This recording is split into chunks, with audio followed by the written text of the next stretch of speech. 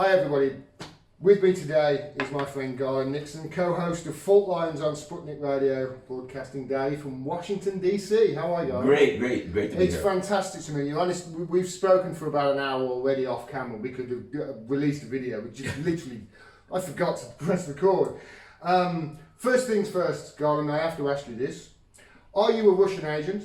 Because when I do research, the first thing that popped up on a Google search for you was an NBC News article where saying that the radio show you're on is a Russian state-owned media enterprise created by Vladimir Putin to advance Russian interests abroad. Now, if so, does this mean Putin has now weaponized truth as well as chocolate, humour and Brexit?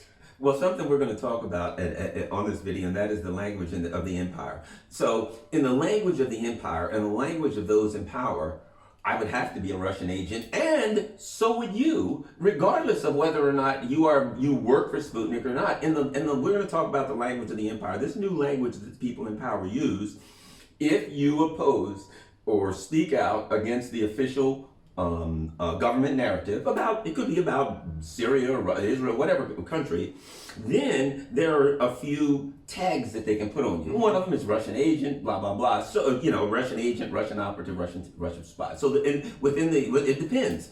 If you're a person who's trying to logically figure out what's going on, well, certainly no. You would have to take time to listen. Think about this. If you want to know who Garland Nixon is on the radio, there's only one way to find out. You'd have to listen to what he says. You'd have to evaluate the veracity of it. You'd have to evaluate how broad it is. Does he broadly cover it? You'd have to take a logical, almost a scientific step to figure that out. The language of the empire says you are opposing things that we say, which means you're a bad guy, you're a fill in the blank. I could be a Hamas, Hezbollah member. It all depends. Apologist, It depends on the context of which policies I'm opposing in the empire as to how they have to label me. So it's a label used in the language of the empire to say, basically, you're a dissenter. Mate, we are going to talk about this more, I'm sure, during the course of this interview. Now, I want to first, before we get on to anything politics-wise, I'd like to find out about you, how you became a radio presenter, became interested in the geopolitical situation. What led you to become this? What's your history? And you'll find that because a lot of platforms and there are a lot of crazy people out here, I don't really talk a lot about my family life, children, things like that, and especially under a little circumstances. Interesting. I was born, my life's kind of a lot of difference. Born very, very poor, abject poverty in America. And when I was in, the elementary school, probably 8, 9 years old, my mother started a business. Business eventually did very well. So I went from abject poverty to doing pretty well. You know what I mean? But that means that I had a concept of both worlds. Unique perspective. A perspective to know what it's like to have nothing and to know what it's like to be okay, not to really have financial worries. I wasn't rich, but we didn't have financial worries. Right, so, and then I went to high schools, did some college, and I became law enforcement. The particular law enforcement that I went into is conservation law enforcement. Okay.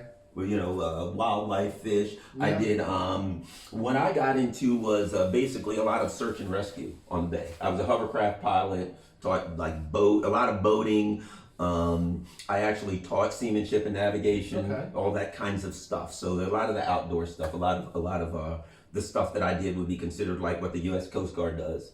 Rescues at sea, rescues on the ice, you name it, that. So I did a lot of that, and then I moved up into administration and was one of the people running the agency and eventually retired. And that was a great career, I enjoyed it. And then afterwards I taught for a few years. I taught criminal justice at a college for a while. Then I started getting into media. I did some radio off and on over the course of the years. And after I retired from law enforcement, I started getting really seriously into media. I always loved to read. And I was involved in America. We have this organization called the American Civil Liberties Union, the ACLU. The ACLU was formed in 1920. And basically we sue the government a lot for everything from discrimination, constitutional violations. That's what we go after. Your constitutional violations. ACLU is a huge organization right now. A lot of people don't know, bigger than the NRA. Yeah. I mean, probably in reserves close to $750 million. It's not a small organization by any stretch of the imagination. Very powerful organization, and I'm on the state board of directors and the national board of directors. So I learn a lot, interacting with the ACLU board and organization. Mm-hmm. It's a good organization. It's not perfect by any stretch of the imagination. Like anything else now, a lot of big money, power money coming in that we can affect it. But I still think it's a great organization that does a lot of good things. So I'm with that. I've been starting about 2010. I started going on Fox News. Yeah, we were talking about that off air. That's really interesting. Yeah, so all of the shows, you name it, the O'Reilly Factor. I mean, the Laura Ingraham show. The only show I've never been on is the Hannity show. Okay. But I was on regularly, often 2-3 times a week for years. How did you find it going on there 2-3 times a week?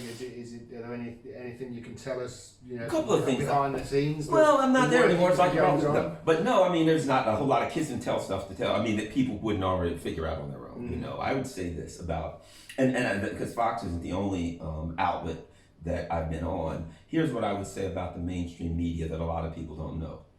And that is, when you look on the news, oftentimes the people who are the presenters are presenting a false narrative of their own. Their ideology is not commensurate with the ideology they're putting forward. What I found is there are a lot of people on the news, they just want to be a TV star. Yeah. If I can get in the movies, fine. And if I can get in the movies, I'll play the villain, I'll play the hero, I'll play the victim, whatever. I'll play the werewolf. If I can put me in a werewolf, if I'm getting paid, I'm going to be on a movie and play the character that I'm paid to play. So these people there are a lot of people that simply look at it as, this is my TV opportunity. Mm-hmm. I will play the character that I'm paid to play. There's a lot of that goes on. Many people who pretend to be arch conservators or arch progressives or liberals, that ain't the case at all. That's why you'll see someone who will be on Fox or whatever, and they'll get fired, and they'll go with CNN, MSNBC, and get hired immediately. People say, well, this is strange. Why, they've changed ideologies? No, they haven't. They've just simply made some adjustments. They got a new part. They used to be on, in the last movie, they were ship's captain. In this movie, they're a janitor. It doesn't matter. It's just a different movie. They're still getting paid to be a character. So there's a lot of that. I did an interview with Anna Brees over here, who was previously, she's worked at BBC and ITV and many different places within the BBC. And she said the TV presenters, the on-air talent, if you like, she said they were all in it for ego. They were all ego-driven. None of them were in it to hold power to account. None of them cared about the truth. None of them. They were all about ego. So it does look like it's a similar situation over in the States. If you go in, let me tell you where you see this. If you go in the green room, whatever, and then they take you into the room where all the makeup girls are and they do your makeup, that's where you see it. These preening jerk, you know what I mean? Yeah. And these are guys, and I'm not talking guys that are gay. I mean, if you're gay, but gay guys usually are probably a little more cognizant of their looks. Yeah. I know a lot of them, right? And the hair being in the right place. These are guys that are straight guys. If they get in the mirror, the women are in the mirror and out. These guys are, and I'm like, they spend, and you realize it, and you see what they're doing, and you're like, they are so much about their ego, and they're like coming off asking people how to look, what do you think? And you see, you're right. These are people who are like, I'm a star. What do I care what the lines are? I'll say the lines. That's what I get paid to do. We talked about it a little bit off air, and I mentioned it's like wrestling. It's like championship wrestling.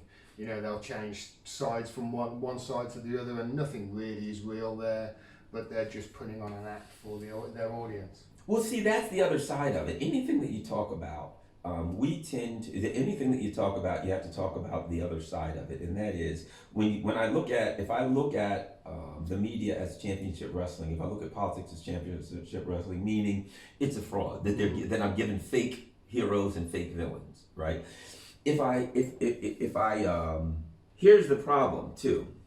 Now, and I don't know if that's created by this dynamic or if that's the case, you have people who want fake villains and fake Yeah. heroes.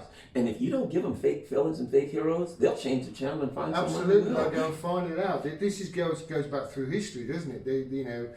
People want to see the circus. People want to see a freak show if they want. People want what they want to see, what they want. If they're not getting it from the news, they'll go and watch somewhere else. The problem is, though, the news can, or what we call the mainstream media, has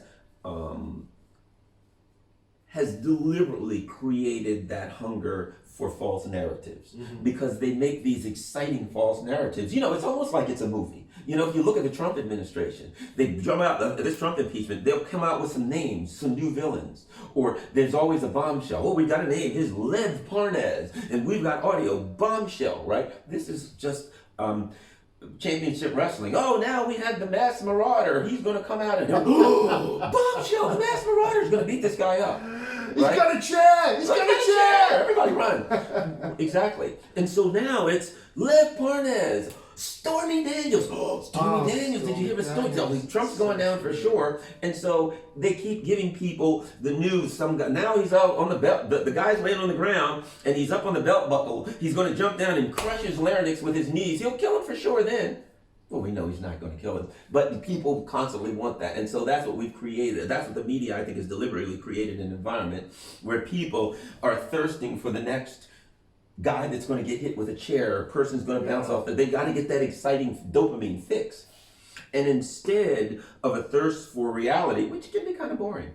Truth can be boring. They're just trying to get the next dopamine fix. But they've fallen into a deliberately created dynamic. I'm not blaming the victims. Yeah, But I didn't. Oh, but I didn't really. Let me finish that about a bit about my career, as it were. So I've been doing radio. Of course, I was doing Fox, and then about 3 years ago, I got a call from a producer over at Sputnik in DC, and he says, "Hey, would you like to come on our show by any means necessary?" I said, "Sure," and I came on. It was just before I started coming on, a couple months just before the Trump election. Before the election with Trump, and I predicted repeatedly that without question, I said Trump wins this. Yeah. And they, a lot of people. I went on Fox. People argued with me. No, I said there's no way he loses to Hillary Clinton. It's not possible to lose to Hillary. That was my point. It ain't possible to lose to Hillary. You couldn't find someone that could lose to Hillary Clinton. So then she won, and I talked to the people at Sputnik and told them that, hey, if you ever get an opening, I'm interested. If you ever start to do another show.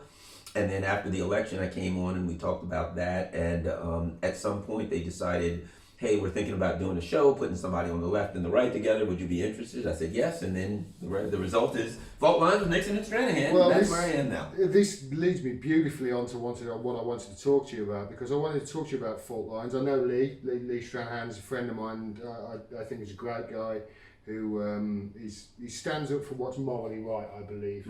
Now, we don't agree on everything for sure. We disagree on certain things, right. But we have more in common than not, and which is really quite strange, because if you listen to our media, left and right just don't get on. They fight like cat and dog. But your show proves that not only can the left and right, who are divided constantly by the authorities, tolerate each other, but they can actually get along. Your show is really quite informative on that, because you give both angles, but you generally get along and like each other, don't you? Well, there are a couple of things. Number one, one thing I can tell you about Fox is the mainstream media. They set up panels.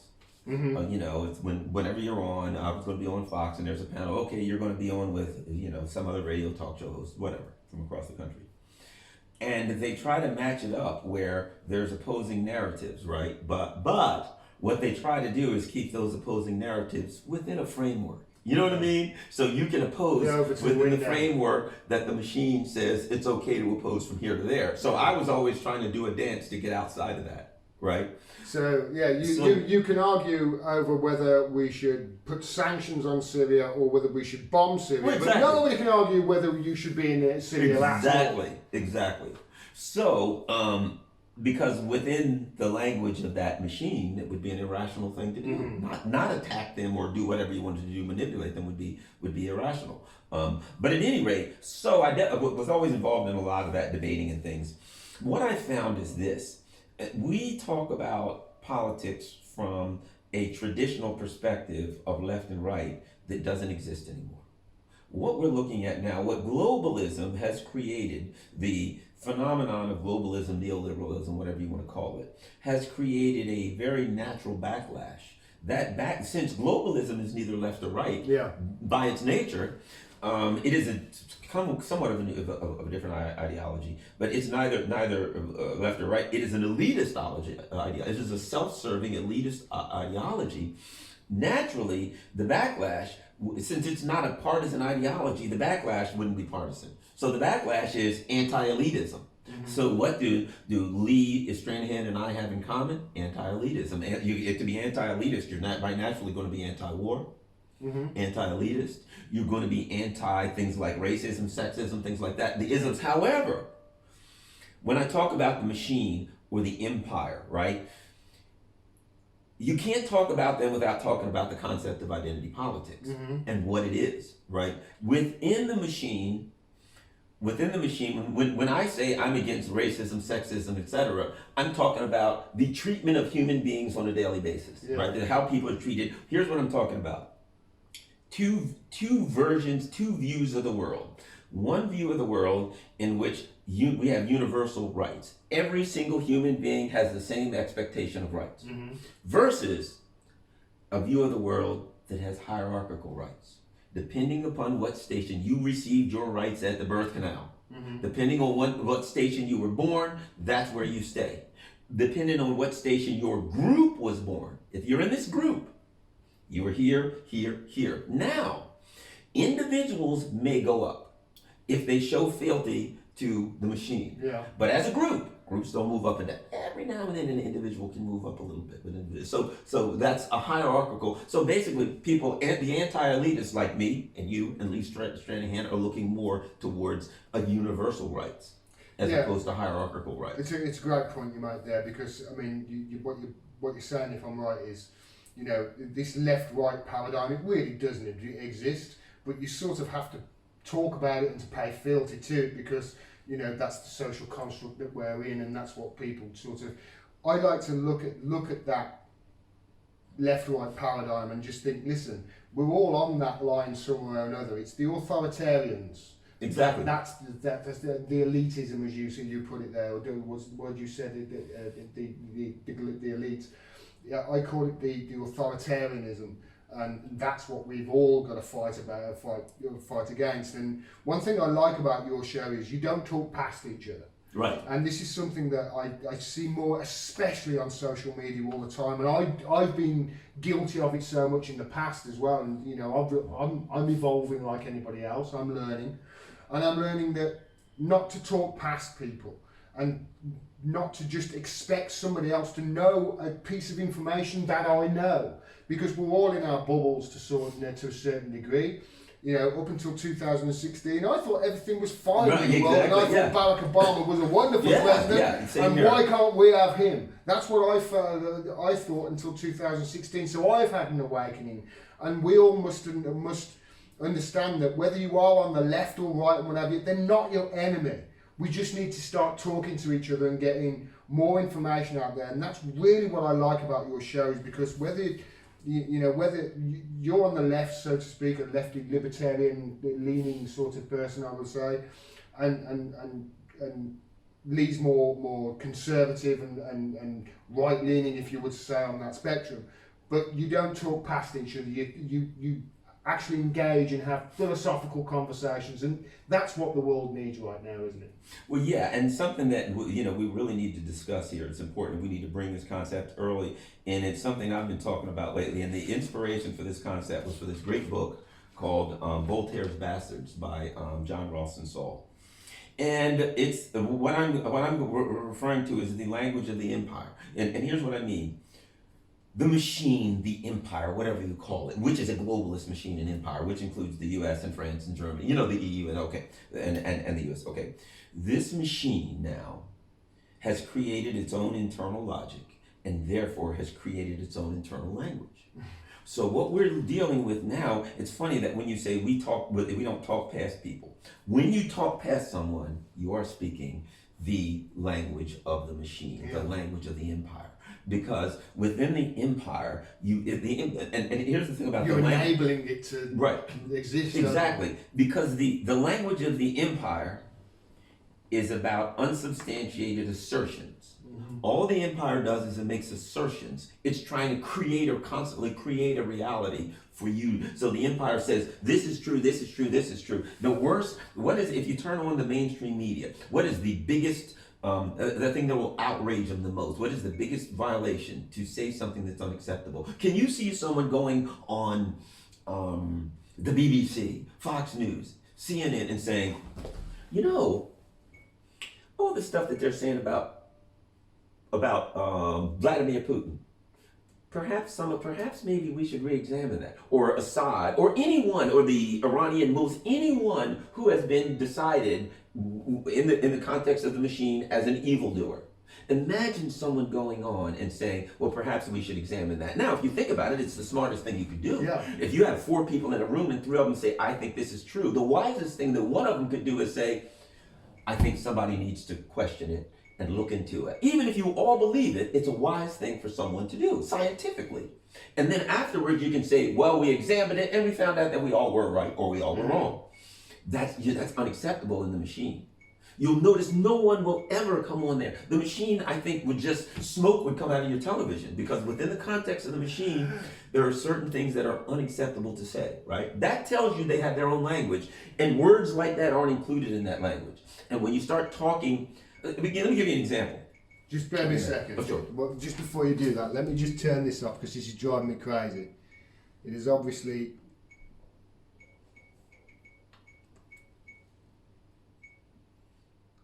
Okay. I will come back to that in a bit and turn that back on. But sorry, you were saying. So let me give you an example. Recently in Iraq, the Iraqis, so the U.S. said, oh, we're bringing democracy to Iraq.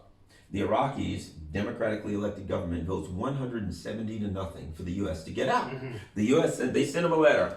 Hey, you voted, you got to go. The U.S. sends them a letter back that says, we're looking forward to a partnership with you, and we're a force for good.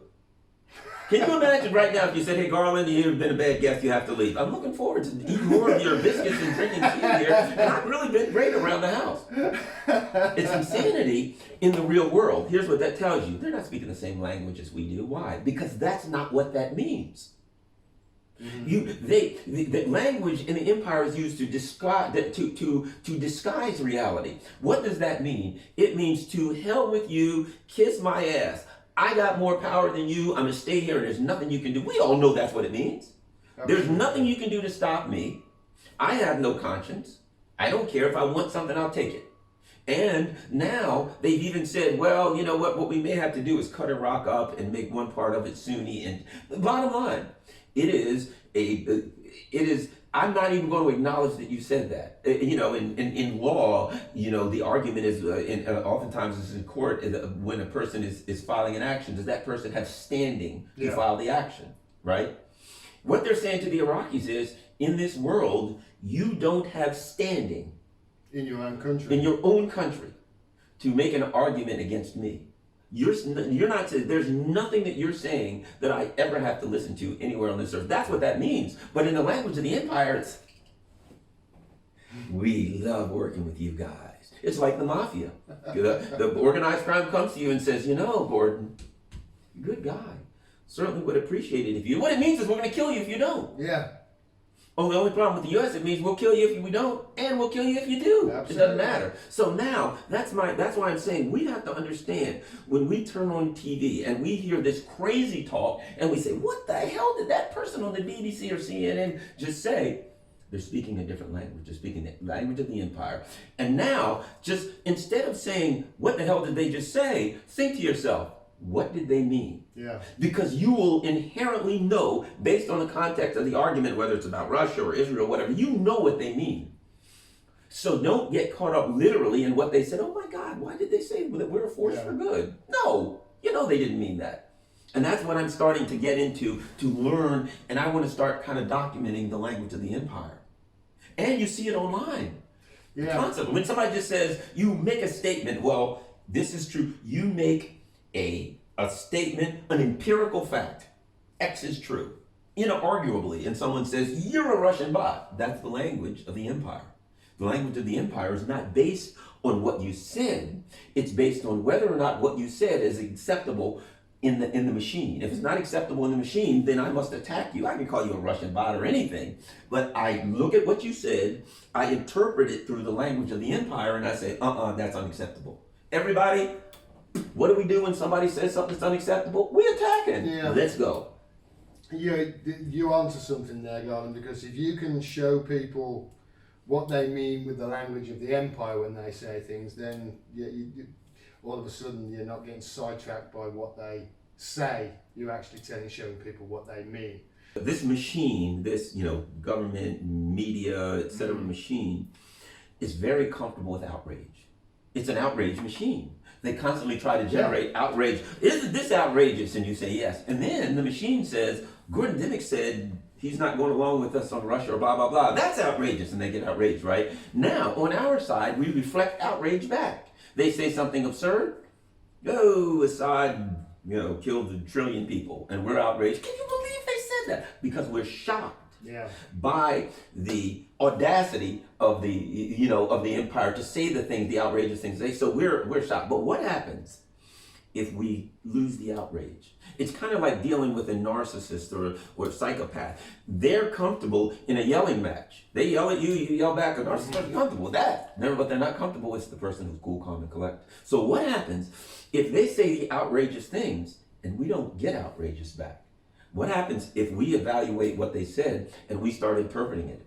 And we reflect it back to them. Well, they're doing this because actually what they want is right. this. And they say, well, blah, blah, blah, therefore you're a Russian bot. And you say, well, okay, this is what the person said, and here's the truth behind it. Because when someone looks at them say this and looks at the truth behind it, you give them the opportunity to compare. I think that's one of the things we have to do. We have to start interpreting when Mike Pompeo writes a letter that says, we're looking forward to a great relationship with you and we're here to do good. Instead of going, my God, can you believe we said that? We write an article, do a show that says, well, wait a minute. Here's what Mike Pompeo said. But what's the reality behind it? Yeah, and then you illustrate that.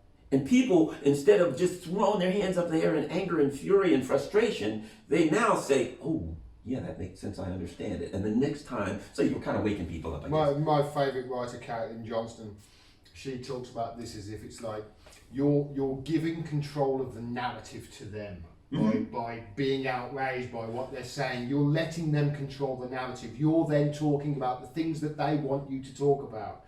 You're not talking about the things that are actually going on behind. Now, you mentioned earlier on about they're creating assertions.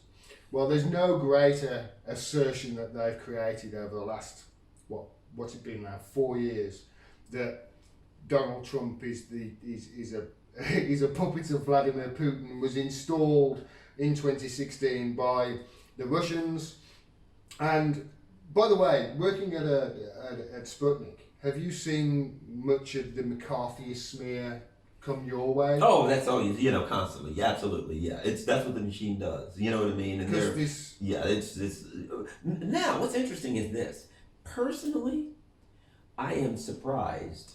Lee and I are on. Lee and I are both on, and this is interesting. When the mainstream media goes to our show, they always go after him. We call him. I'm often referred to as the invisible man. They'll come there. In fact, we had one come and they just followed Lee around all day. They did it they did a video on like channel 11. NBC or something. And it was like Lee Stranahan and his radio show. I didn't even exist. So that happens a lot. There are a couple of things, I think. The color of your skin and no, I don't think that's it at all. No, here's what I think. Two things. Number one, I'm former law enforcement. Yeah. I worked and I did a lot of terrorism stuff. I worked with the FBI's Joint Terrorism Task Force. Okay. I was appointed by our governor to working on terrorism. So I've got a significant background in terrorism, and I'm on the board of directors of the American Civil Liberties Union, which is viewed by many as the seat of the resistance, I guess, because the ACLU sues the crap out of Trump and wins most of the time. Whereas Lee's an easier target because he's got that background, he's worked at Breitbart. And if they go after me, and say, okay, this guy's a Russian bot, and then someone says, but he's on the board of directors for the ACLU. And then they have to talk to the ACLU, and then they have to square that. Because what do you say? If you're MSNBC, the ACLU is the hero of all heroes. They sue Trump and they win. And Russia's the evil of all evils, because that's what Empire says. And you got a guy who's on, that doesn't work in the, I can't exist. It's a cognitive decision for them to go after him, therefore. Yes, I cannot. They have looked at that situation and thought, we need to concentrate on him because we can't attack the other guy. It's not as easy. You know, it's like I say, look, this company never hires men, and you work for the company. This company never hires. What about Gordon Dimmack? I've never heard that name. As I was saying, but he's still sitting right next to you. No, there's no such person as Gordon Dimmack, because in the language that I have created, if my reality is true, then you can't exist. You can't work for that company. I think that's part of it. If their reality is true, then there's no way. And again, the empire creates its own logic and its own reality. So it's created a reality in which these two things can't be squared. Well, talking about empires creating a reality, let's talk about 2016. Okay. Because they said that Putin hacked emails personally, and Assange was paid with prostitutes that then pissed on a bed for Donald Trump, or something like that. Anything and everything, something right? like Yeah, that. yeah. Whereas Assange, who WikiLeaks have never had to retract anything, he heavily suggested on I think it was a Danish interview that he did, that he got the files from Seth Rich, who is obviously a murdered DNC staffer from what they called a botched robbery, in that nothing was stolen. I suppose that's a botched robbery, isn't it? Nothing was stolen, but the guy was... Who's telling the truth here, Garland? Well, there are a couple of things going on here, and that is, when you and I talk about the 2016 elections, when independent media talks about the 2016 elections, we talk of it with a question mark in our mind. Mm-hmm. You just asked me, and again, I always get back to the difference between the language of the machine and the empire and the language of the common man. The empire says, this is what happened, Garland. Mm-hmm. Gordon Dimmack says, what do you think happened, Garland? Mm-hmm. Gordon Dimmack says, let's have a discussion and try to figure it out. And I'm about to say what I think happened. You might know but the machine says, we have a narrative. This is what happened. And anyone who opposes that narrative must be destroyed. So right now, the fact that we're having this conversation is demonstrable to anybody that we're not part of the machines, because we're asking what happened. So what happened? Well, one thing is very, very obvious, and that is that the mainstream media has strung together one of the weakest narratives that I've seen in my lifetime. This makes the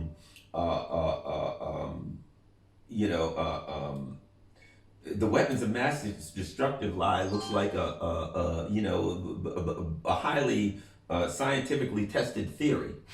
It's absurd. And here's the absurd part of it. If you start digging into it, you realize there's nothing really even to dig into. We're to believe that the Russians, their plan, and keep in mind, even when we say the Russians, I don't know who the hell we're talking about. Are we talking about the Russian government? I know. Are we talking about an independent company, which is the company that we're talking about? Dudes sitting in a basement in Russia? What? The company that is alleged to do all of these nefarious things on the internet. The company, Internet Research Agency, has never been tied in any way to the government. No. So much so in court that the U.S. government was told they're not allowed to even say anymore that this company is connected to the government. So when you say the Russians is just this amorphous term for the machine that means the evildoers. Well, what I can tell you about the Internet Research Agency, this Russian outfit that apparently swung the election for Trump, wasn't them, it was Cambridge Analytica. If you actually want to look at anybody who swung the election for Trump, it was Cambridge Analytica. I would argue it was Hillary Clinton. It was the DNC that did it. It was done. Yeah, it certainly wasn't the Internet Research Agency, because I used to be an internet marketer, and what they did looked very much like an internet marketing campaign designed to try and get clicks and likes so they could then sell their Facebook pages on, or sell the emails on, or do something to make money. That's what it looked like to me, especially if you look at the memes Bernie Sanders in LGBTQ colours and Hillary Clinton wrestling the devil, or Trump wrestling the devil, or whatever it was. It looked like a clickbait marketing scheme that we used to do to try and get clicks to a page to sell AdSense or to sell some CPA offer. That's basically what it looked like to me. And like you say, there's no way that they could have linked the Internet Research Agency to anything to any state actors in Russia. Okay, here's what I think happened in 2016. I could use the machine, the empire, whatever, decided that their candidate was Hillary Clinton and that she had to be president. And they felt that they could control all the levers of power to get her in, and it didn't work. Because she ran against a guy who was outside of the machine, who played to be outside of the machine, who spoke a language that was outside of the machine, and people said, okay, that's great, we'll take him over her. Okay. At that point, they had to create an environment. Remember, I said this machine creates its own logic and it creates its own narratives, right? Yeah. So at that point, one of the things that they couldn't say is, "Oops, we screwed up," or "He won." So they needed an enemy to do it. So they then said, "Okay, Russia did it." If you look inside the whole Russiagate thing, it's preposterous. Of course, it is absolutely preposterous. The argument that people that there were tweets and there were Facebook posts. Some of them were pictures of puppies. Some of them were tweets about gay people that said something like, "I just came out to my mother yesterday," or something like that. Now we are to believe, if you look at it from the language of a regular human being, from the concept of, if you point to a plant, I can look at that and see whether that's a plant or a motorcycle. It makes no sense to us. But within the machine where they create their own concept, once they decided that's what happened, the details are irrelevant. Look, here's the bottom line. Russia interrupted interfered with our election. That's what they decided. The machine makes assertions. It doesn't substantiate the assertions. Yeah. That's what happened. Now, we start poking holes in it because we start looking for substantiated evidence, and we find £14,000 in ads, and half of those were after the election, and half of them were in deep red states that were going to go for Trump anyway. Right. Here's what we're looking for. We're looking for a correlation between the assertion and the facts, the empirical data. Right. So our correlation is going to be between what you say and what happened. Their correlation is between the assertion and the narrative that they've created. Mm-hmm. The facts aren't part of it. So when they create a narrative, this is what happened, the assertion connects to the narrative. We argue a totally different language. Well, what about the facts? Shut up. There's something wrong with you. That's not what you think here. This is what happened, and this is who did it. And you're not allowed to say. So what happens if you go online and you start arguing otherwise? They're not going to, at that point, you are now an enemy of the machine, and enemies of the machine must be neutralized. So, belling cat, smelling cat, whoever, they're going to go online. I was online one time, and what were the trolls? I think it was the Chalupa sisters or someone, and they were saying something, and I just said, don't talk to me. You guys are, Bill Browder, you're pushing the Bill Browder Magnitsky Act. Mm-hmm. You're lying all the time, right? Next thing you know, Proper Not pops up in the conversation. Really? Well, you're just a Russian blah, blah, blah, blah. And I said, I knew I could smoke you out. I said, I knew if I went after Bill Browder sooner enough that on your other account there, that you'd have to switch to your other account on your phone and get your friend and join in on Proper Not and probably get your other friends too. Okay, for those of you who don't know, Prop or Not was this organisation that was just sort of sprouted up out of nowhere, and all of a sudden this was the authority, according to the Washington Post or the New York Times, etc., on what was fact and what was fiction, and who was Russian puppets and who wasn't. And I just thought about something. The concept we're talking about of the machine creating its language, controlling its narratives and assertions. So what happens? The Washington Post runs this article, and they say there's this organization called Proper Not, which they never said it was all completely mysterious. And they had a list of 200 websites that were either wittingly or unwittingly working for the Russians, right? And all that meant was that they were arguing against the narrative. So what is this? Proper Not is now an interpreter to come to us and say, all they did was they reinforced the language of the machine. Hey, look, We speak the right language. Here's a list of people who are speaking a different language. They're all evil. We got to understand they're evil. Here's a list of evildoers. Yeah. Read the list of evildoers and know that you're not supposed to listen to them because they're speaking the wrong language. It's interesting when you watch the ability to control the narrative and then how much it is about a language that's based on assertions as opposed to a language that's based on empirical data. They're two totally different things. I'm glad you've got sort of the same opinion of 2016 as me, because I felt that it was all a smokescreen for the fact that the DNC lost to their hand-picked opponent, when possibly they ran the only person that could lose to that opponent, the only person maybe in America that could have lost to Trump. Yes. They decided to cheat Bernie Sanders, and they did. They cheated him. I like to state it a different way because in reality, when we talk about politicians, when we say they cheated Bernie Sanders, actually they cheated the voters. They cheated the voters. You're right. You're right. He was symbolic. They cheated the voters. They didn't cheat Bernie Sanders. Hillary bought the nomination, is what she did. Yeah. Wasn't it, really? Right. I mean, if Bernie's a symbol of the people, if he is if he represents the people, yeah, but in reality, and right now, Obama's coming out saying, think about this. This is what I love. Obama's coming out saying, if Bernie's winning overwhelmingly, then I might have to step in and stop it. But let's take Bernie out of the situation. What is he really saying? If 70, 60, 70, 80, 90%, darn it, if every Democratic voter votes for Bernie, then I'm going to have to step in and say, no, I'm sorry, guys, you got this wrong. This is not a party. This is an elitist machine. There is a facade that's been put up. We put forth a fake story, and the fake story is this: you have control of the party and you make the decisions. We're sorry, we're going to have to pop your head out from under the bubble. That ain't the case. It's ours. There are a few elitists who control it, and and here's the way I put it. When I was a kid, giving away my age. When I was a kid, they used to have this little toy. Yeah. It was a plastic steering wheel. Yeah, sit beside my dad is there. I sit outside with this. He turns it, I turn it. Mm-hmm. He toots the horn, I toot the horn. I thought I was turning the car. Yeah. That's what they're telling the voters. You get a plastic steering wheel. You get the appearance that you're running the party, but just turn it and we'll smile. Yeah, you're cute there, voters. It's yours. Just turn a plastic steering wheel. Until I look up and I see a red light or something I have to go around, and you're like, dude, the car won't turn. You're like, okay, I hated to tell you this, but you're old enough now. It's a fake steering wheel. And that's where they are. And they got pushed into a corner and they exposed that the steering wheel was fake. And then they had to afterwards say, no, it's not fake. Everything was fine. Yeah. Well, now they're pushed into a corner, so there's no facade anymore. They're just like, here, give me the fake steering wheel. You can't throw that. You can't even have that anymore.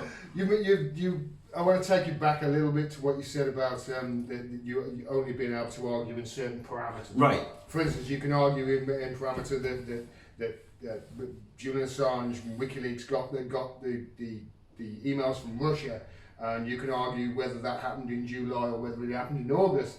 But you can't, for instance, say, well, what about Seth Rich, this DNC staffer that Assange heavily suggested he got the files from. I know Craig Murray, who's an excellent journalist over here, the UK diplomat to Uzbekistan, has said he met the person who leaked the documents to WikiLeaks and assured everybody they weren't Russian.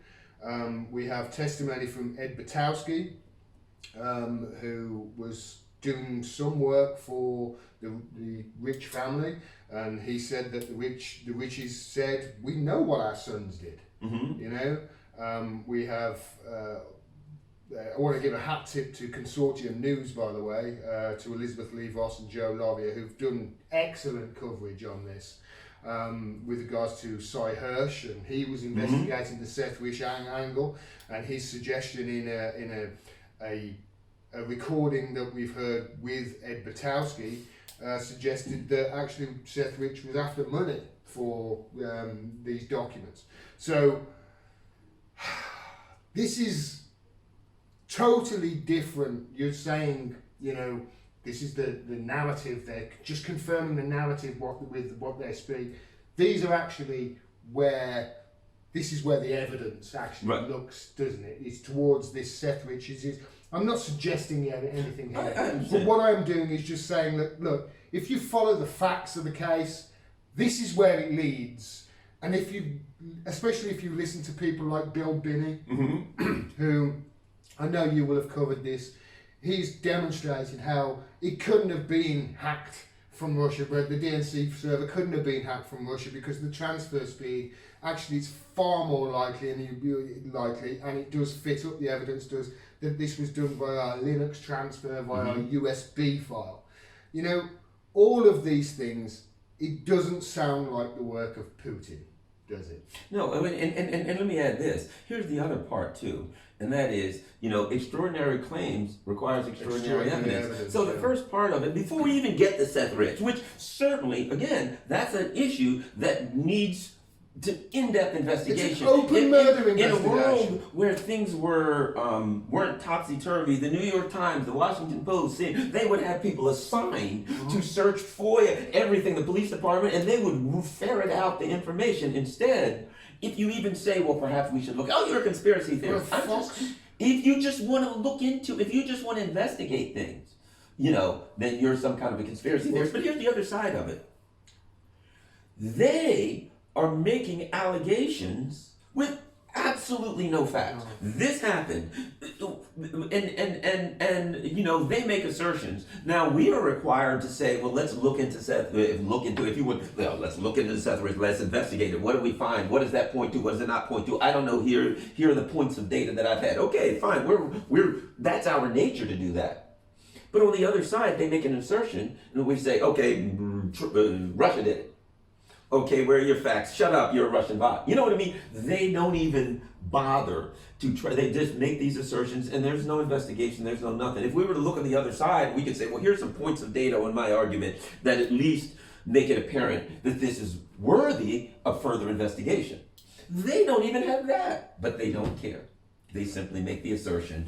And so realistically, you're kind of fighting them with one hand tied behind your back because you feel that it's necessary to tell the truth, and they just feel like this is a world that I'm going to control with the words that I make things up. But as I said, I think there's an advantage ahead for us when we stop reacting to what they say and start interpreting what they say and going back on it. And now hold them accountable for what they mean. Yeah. Not what they say. I agree. Expose what they mean and then hold them accountable. So when Mike Pompeo says to the Iraqis, hey, we're looking forward to staying here for a long time and having a great, and now they're building bases. Right now, Iraq, yes, is building bases. They told us get out. Now we say, well, Mike Pompeo, this is what you're doing. Mm-hmm. This is what they said. Well, Mike Pompeo made this. I don't care. This is what happened. This is what you're doing. And we hold them accountable for what they're doing, what they mean, their actions, and forget about the discussion about what they say, because you can't win that one. If I'm a person who will tell any kind of lie and make any kind of assertion, you'll never win in an argument with me because there are no rules. Well, one of the reasons they get away with doing this, of course, is because we don't have a viable fourth estate holding them to account, do we? And now I want to ask you about the state of the fourth estate, the US media. Because from this side of the Atlantic, it looks pretty atrocious. I mean, I've documented Rachel Maddow scaremongering the US public into believing that Putin could make the power go poof in Fargo and everybody's going to freeze to death.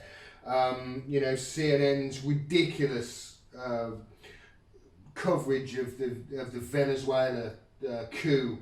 I've covered stories where they've literally just made facts up. Yep. And they're just making things up.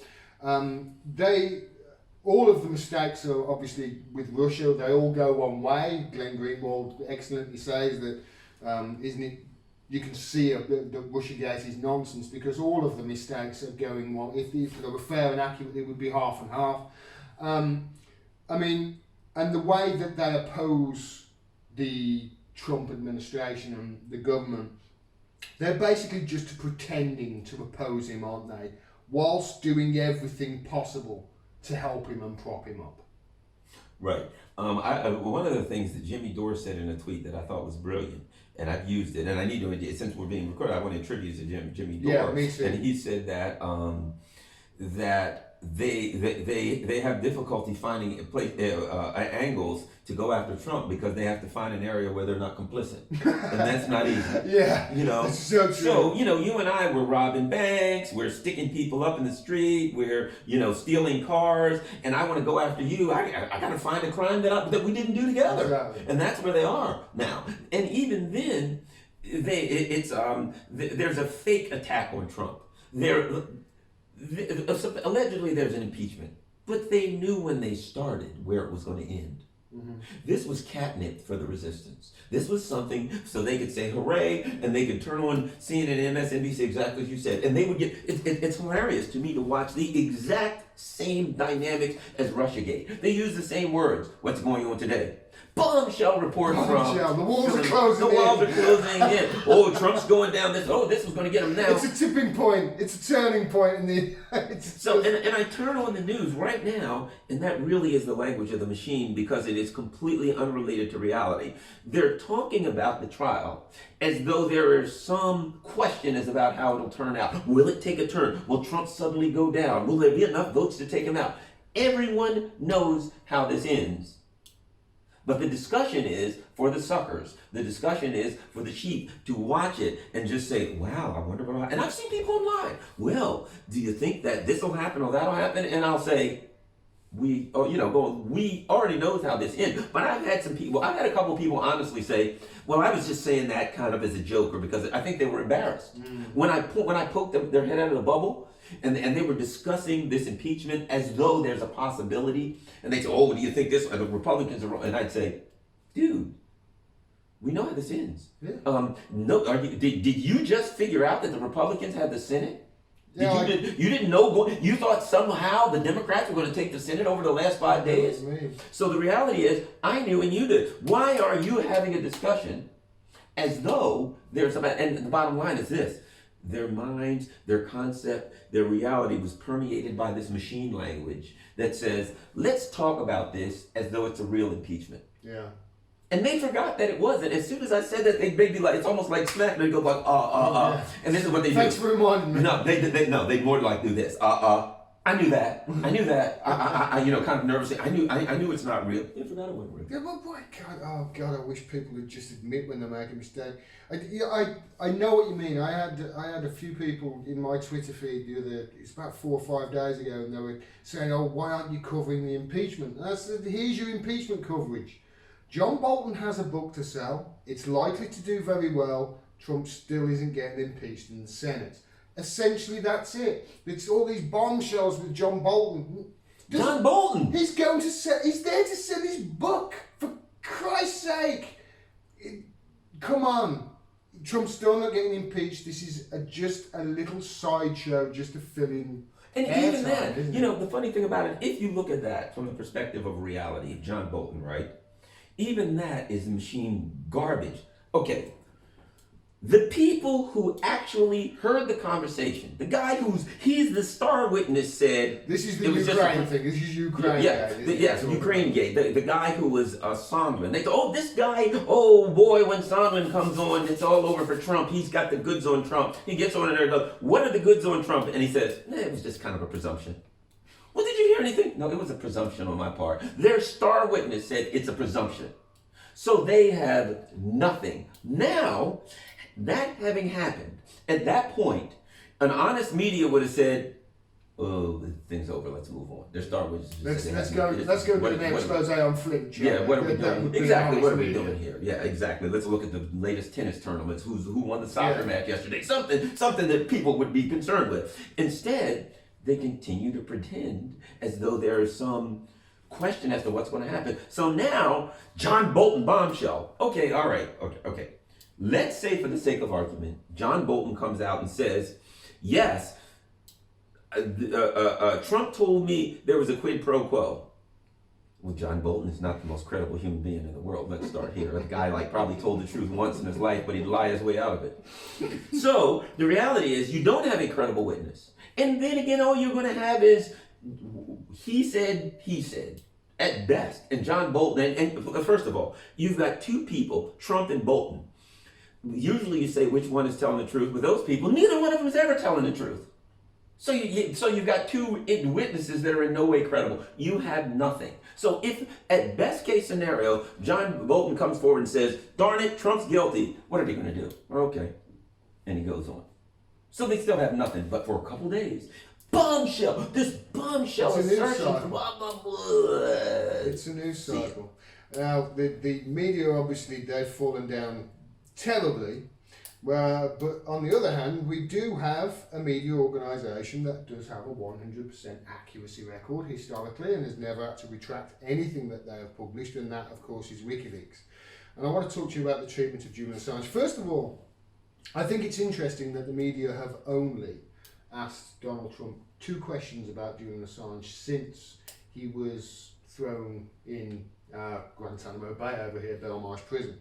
They've only asked him 2 questions. Both of the questions that were aimed at Trump about this, just said, are you going after Julian Assange for his role in the 2016 election, in leaking material? That's both times they've asked him that, and both times Trump's answer has been along the lines of, you'll have to wait and see, or I'll let you figure it out. Don't you think it's interesting that the media are basically silent on this man's psychological torture while he's in Belmarsh Prison? And don't you think it's also interesting that they cheered on his psychological torture for 7 years by pushing the certain narratives and headlines of rape, and people think, of course, we know, I've documented what the facts with regards to that, and now it's coming to the point where, oh wait, he might be extradited. Now they're trying to have it both ways, and now they're saying, oh no, we oppose his extradition. Do you think that's a real massive falling down of our media for them to do that? Yeah, but I think if we call them the media, yeah. But if we start Old media, the legacy media, I think I have so many other things in a globalist world. The media has to be redefined. Because if we define the media on traditionally what we called it, there's ABC, NBC, BBC, whatever the case may be, right? These traditional organizations. A lot of these things don't make sense. But I think the media are people like you. I think the media, the only real media that we have are independent people who are doing it online, because what is the media? The media is trying to find the truth. Yeah. If you're trying to find the truth, you ain't the media. You know what I mean? They're a public relations team for power. Mm-hmm. They're a public relations team and attack dogs for governments, for corporations, things like that. But so we're calling them media because they've been around and we've called them so long but we don't have a different name for them. But I think that now their problem is because there's this amorphous blob of corporations, politics, and media. Julian Assange is their enemy. If you're the enemy of this machine and they're part of the machine, mm-hmm. he's their enemy. So from a perspective, if they've got to fight against him because he's their enemy, but they have to be wary. Because they also know, it's like in the old days of the courtiers, right? If you're in the court, you're close to the king. Mm-hmm. So that's great, you got a lot of power, but you're close to the king. You piss him off for anything, he's in a bad mood. You can walk off with your head. So everybody's like, wow, that Gordon, he's close to the king, he's got it made. Whatever, everybody kisses yours, whatever, blah, blah, blah. But Gordon knows if I come in one day and I accidentally knock over the king's goblet of wine, off with his head, take the dog out and torture him and then kill him. So the issue they've got is they're close to the king. So they're playing ball. They got to play with, but they got to walk be careful. eggshells. And that goes individually. So you know what I mean? Because in the media, it's very much every individual is out for their own career. So even the people that are innocent, you go into this institution and you see the way you got to play ball. You have to play ball, you're out of the institution. And if you play right, you can move up. So they're like, he's the enemy, but I have something in common with him. I've got to protect myself. I got to try. How do I protect myself from this king? Mm-hmm. Stay in close with the king, but not make the king think that I'm friends with the enemy. They got a very, very difficult line to walk, and that's what they're dealing with. That they've got to tread along, not a lot of room. on that one. So I wouldn't want to be in their shoes. No, I want to talk about we obviously know about Julian Assange's predicament. I don't want to get too much into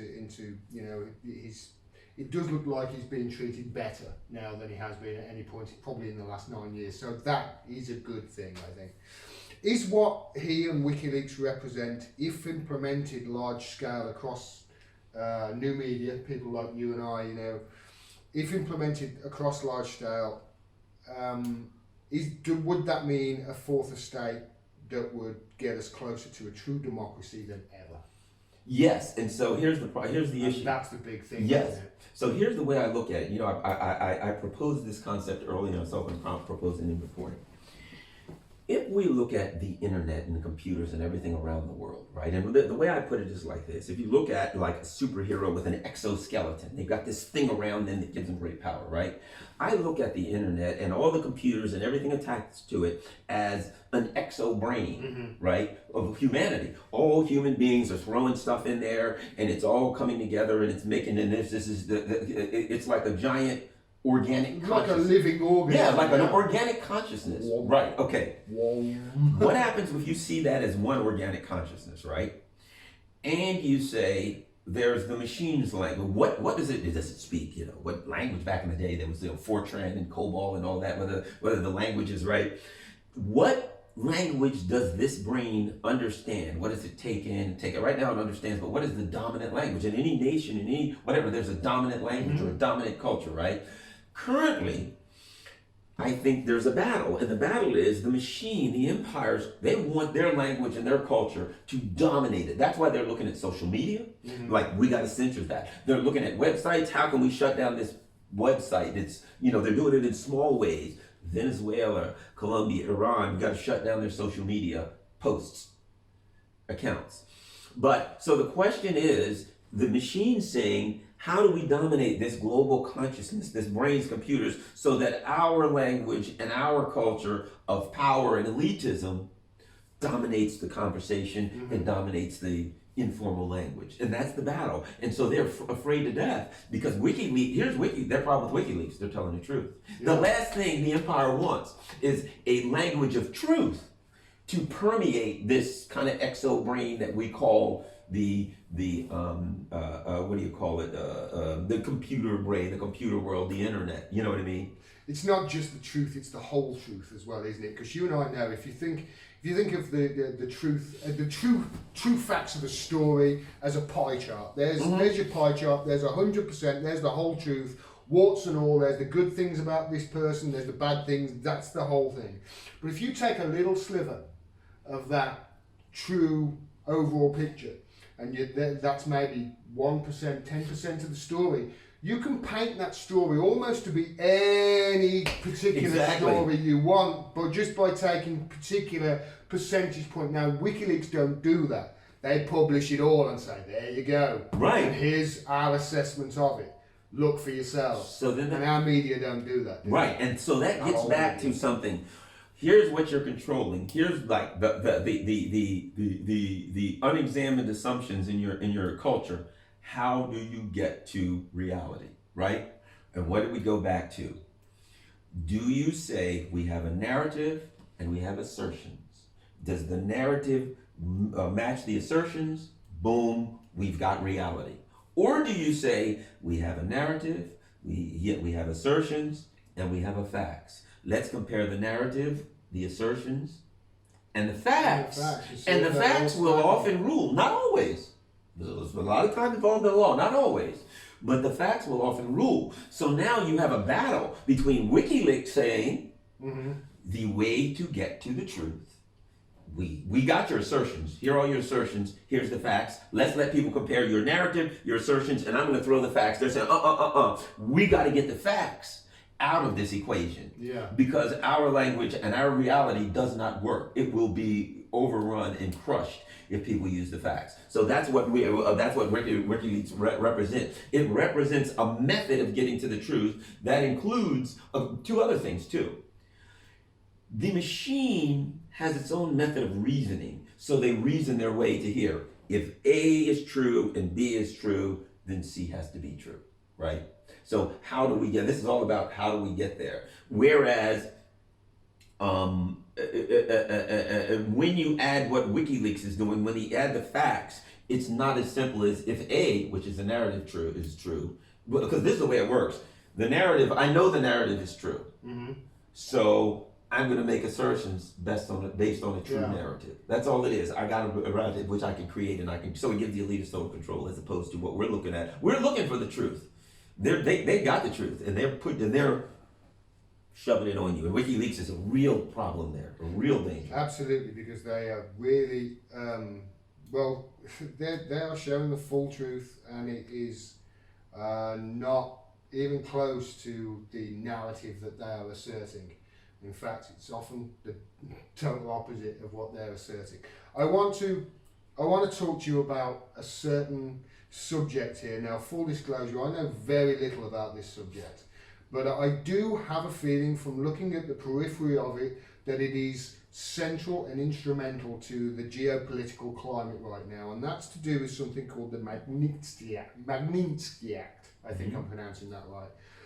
Can you try and explain this to me in the best way you can, for as if I know nothing about it, what it is and why it is so prevalent in the geopolitical climate today? Certainly, a couple of things. So here's the foundation of the Magnitsky Act.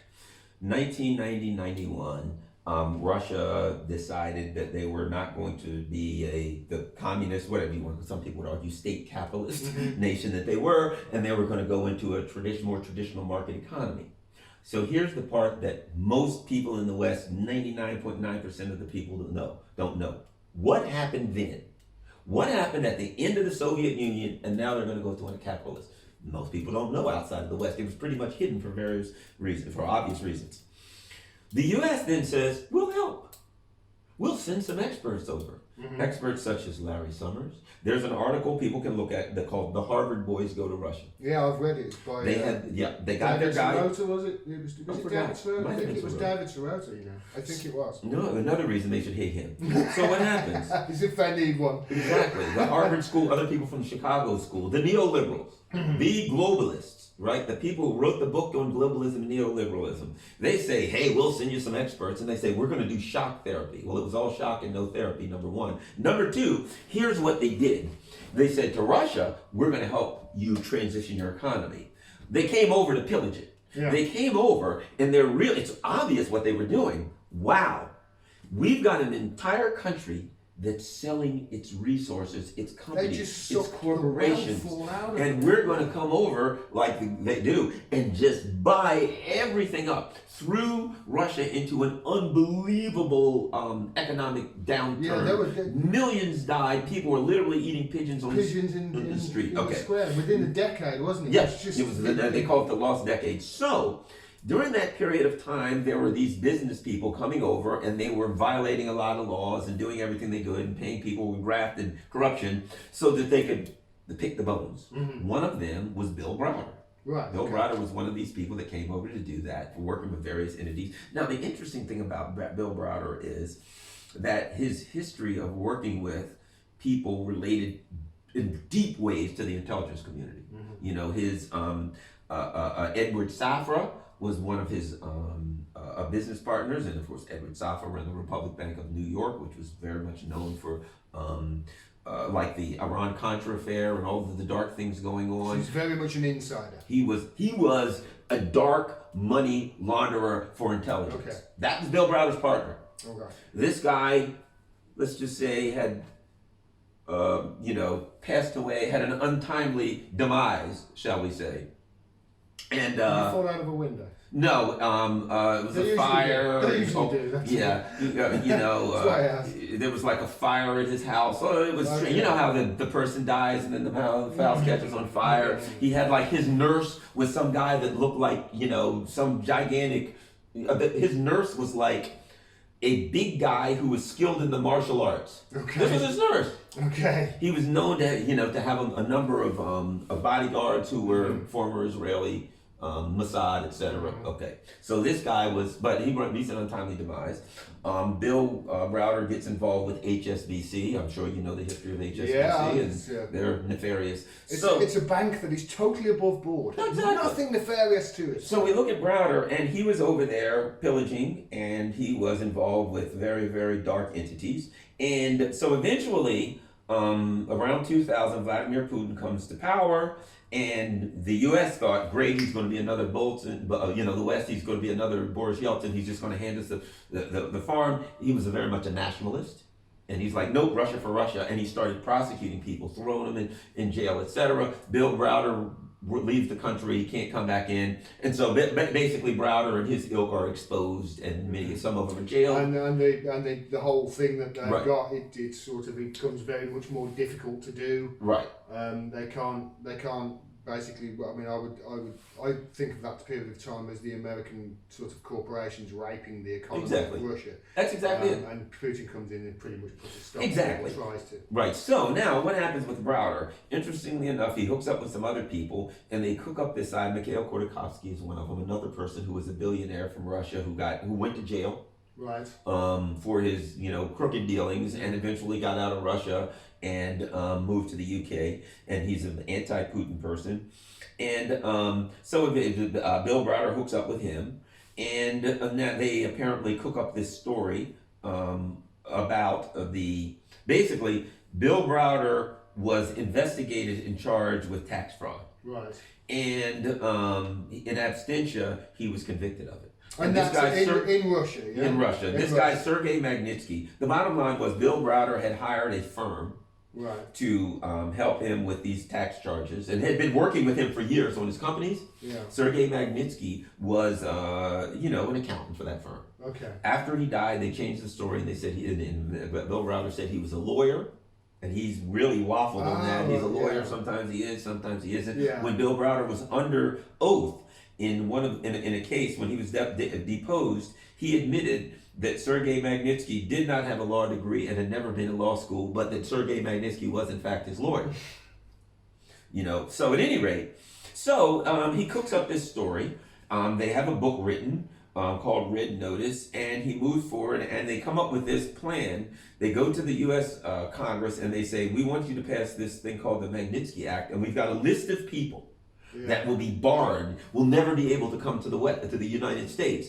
And conveniently and self-servingly, these were the people that were involved in the investigation of Bill Browder. So basically, you couldn't get the people over here so they could tell on him about how dirty it was. Mm-hmm. But they have since taken this is supposedly a Human Rights Act, and now they use this to put sanctions on any person around the world. If they decide they don't like you, they'll sanction you and say it's part of the Magnitsky global human rights thing. So it's just simply a tool now to point people out. It's garbage. The whole story is laughable. In fact, the fable of Bill Browder, it's so obviously laughable that if anyone looks into it, you'll in a matter of minutes, you can go online and find out how preposterous it is.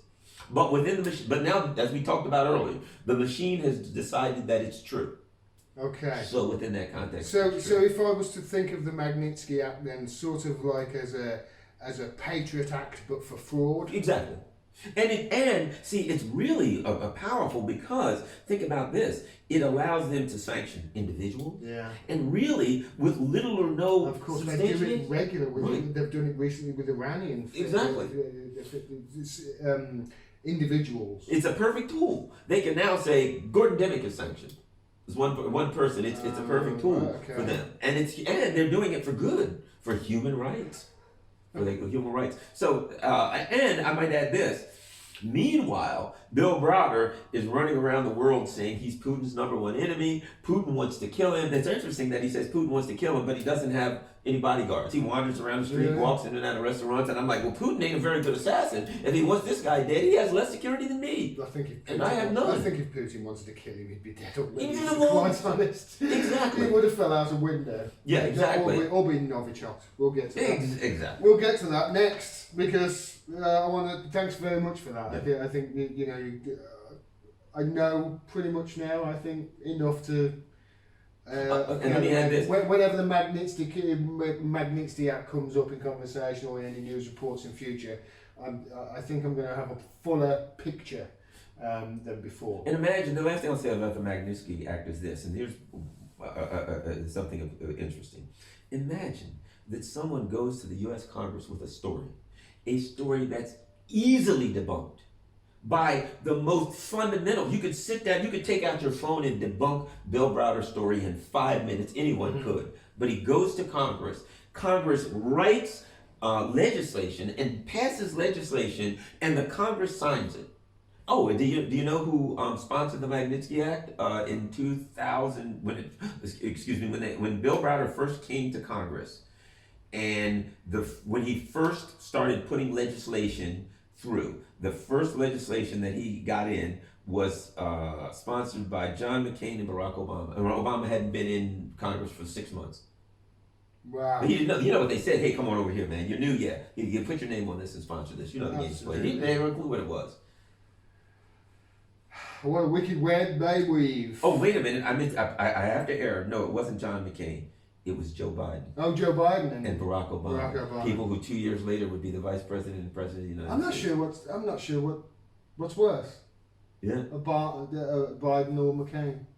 6 in one hand, half dozen in the other. Yeah, absolutely. I brought up Novichok there. I need to talk to you about the Skripal poisonings because there was so much disinformation. I mean, over the last few years, it's been insane, hasn't it? I mean, there was so much disinformation with regards to the Skripal poisonings that came out. There was a judgment, obviously, that it was Russia. They even used the Russia-sounding Novichok. This is obviously something that they said could only be manufactured in Chicago in Russia, and it turns out no. You could buy the recipe on a book that is on Amazon. Yeah. And you know, if you are a state actor and you've got this, you could pretty much do it. You can make it out of household items. How interesting is it? I don't want to go into the intricacies of that. I mean, we've probably done it both to death. Right. The ins and outs of that story. But how interesting is it that there was a government D-notice on Pablo Miller and Orbis Business Intelligence pretty much immediately after the poisonings of Sergei Skripal. Now, and bearing in mind that previously when the PP dossier came out and it was published in BuzzFeed, the first thing the UK government did was put a D-notice on Christopher Steele's name. Christopher Steele worked, Orbis Business Intelligence was his company, wasn't it? And Pablo Miller and him were the handler and recruiter of Christopher Steele, Sergei Skripal. Weren't they also involved in the Litvinenko? With Litvinenko. Yeah. I didn't know about that. Yeah, Christopher Steele was involved in that. I didn't know that, but also, the Orbis Business Intelligence was paid by Fusion GPS to get the dirt on the dossier for Hillary Clinton. That's Hillary Clinton's super PAC, isn't it? How interesting is it all of that happened, yet our old media don't talk about any of that, and how interesting is it they don't obviously talk about the fact that there was the largest ever chemical weapons drills just down the road at Salisbury that finished on the very day that Sergei Skripal allegedly got poisoned. How interesting is it that they didn't make a big deal about the first person on the scene was the army nurse. No, not an army nurse, the army nurse with a history who's got medals from the Queen, with a history of treating contagious diseases. I mean, this is the equivalent of it's the equivalent of an outbreak of the Mataba virus happening in Ohio, and the first people to find the patient 1 or patient 0 would be the cast of the movie Outbreak. Right. Yeah. This is just all nonsense, isn't it? I mean, and it's all not just is it nonsense, but this is all connected in some way to this ridiculous Russiagate conspiracy that they concocted, isn't it? Yes, and what's interesting is that I mentioned the Litvinenko death, and that is one of the things that I found astounding about when I started looking into these things, the Steele dossier and Pablo Miller and Skripal, is that the same names come up over and over and over, and the media does not connect it, intentionally of course. No, in fact, they disconnect it. In fact, if you start to connect it, they'll call you a crazy conspiracy theory for pointing out the obvious. When you look at that, Christopher Steele, and here's what's interesting. Recently, two things. It was, I believe, in the New York Times a while back, and you probably remember this. After the Steele investigation, the Steele incident, what was found was the head of the CIA, Gina Haspel, went to Donald Trump and showed him a picture of dead ducks and sick children, and implied that that was a result of the Skripal poisoning, and that affected his kids. That just flat out lied to them. Right?